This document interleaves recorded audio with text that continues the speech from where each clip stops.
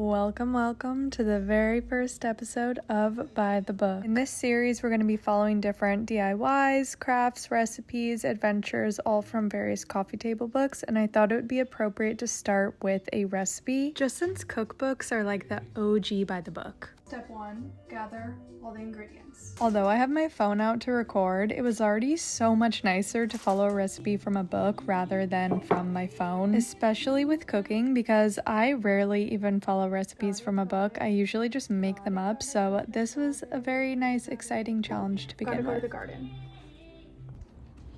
These are really small leaves, so I don't even need the scissors, and I'm just gonna pick a couple. I love laying out all the ingredients when I'm making something. I feel like it just adds so much romance to cooking. I have pretty much everything. I am missing pea shoots to top it, and I didn't get Parmesan, but I have different cheese. So already I'm kind of not doing it by the book, but more by the book than I usually do. First step was to slice the onion thinly. Now I'm gonna grate potatoes, and I did not know I was gonna be doing that this afternoon, so that's a surprise. Oh, this is so much easier than I thought.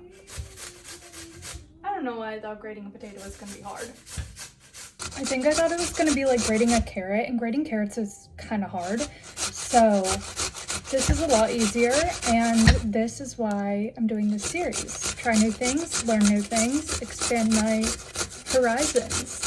I have most definitely grated potatoes before when I made latkes with my grandma, but that was years ago, like 20 years ago, maybe even 25 years ago. So it's definitely been a while and I forgot. The next step was to add a little bit of oil and then put the onions and the potatoes in all at once, which I thought was a little bit weird because usually I would put the onions in first, let them brown. But this just said add the onions and the potatoes in right at the same time, so we're doing it by the book. Heat a little oil in a large saucepan over medium heat, add the onion and the potatoes and cook until softened. I'm not lying. All right, while that softens, I'm supposed to grate a courgette a la zucchini.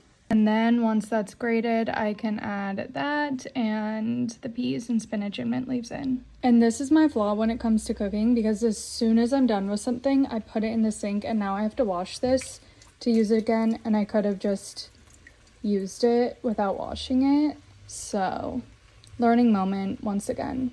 I love cooking from a recipe, but I rarely do it because I feel like I just hate buying all the ingredients. But then once I have it all, it's so much fun, and I eat things that I normally wouldn't eat. Which is like, duh, but it's a good reminder. Starting to smell like latkes. It said to cook until it was soft, and that looks pretty soft, so I'm gonna say that part's done. The next bit was just to add in the zucchini, peas, spinach, and mint. It didn't say to give it a good stir, but I felt like it needed it, and this is where I'm like okay with going off the book. Cover with stock and bring to boil. Cook for a few minutes before adding lemon juice and a little seasoning. You guys, I already learned I was going to put this in the sink once I was done with it for the peas, but I didn't, and now I need it to measure out 4 cups of this, so learn it. It turns out this was 4 cups, so FYI. As you can probably tell, this video is much longer than my other ones, so if you like this kind of content, stick around for other by the books, because I think this series is going to consist of pretty long videos. We are on the final stretch. We're just gonna let that cook a little bit, and then it says blitz in a food processor or with a stick blender. I don't have either of those, so not totally by the book, but I do have a blender, so we're just gonna do that. I love having different soup recipes on rotation throughout the fall, and I feel like this is a really good one. It's pretty easy and pretty quick to make. I have no idea if I need to let that cool down a little bit or I can just pop it in the blender. So I'm just gonna let it cool down a little bit. Yeah.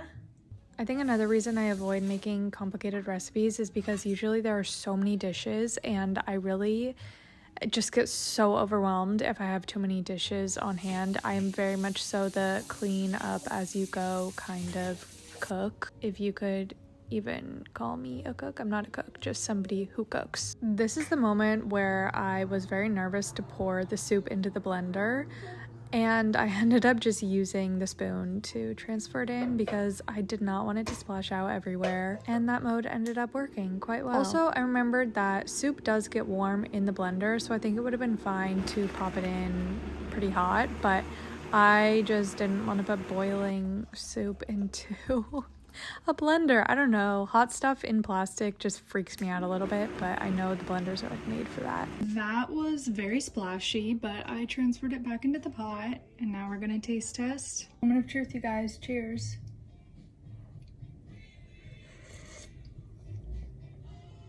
That's pretty good.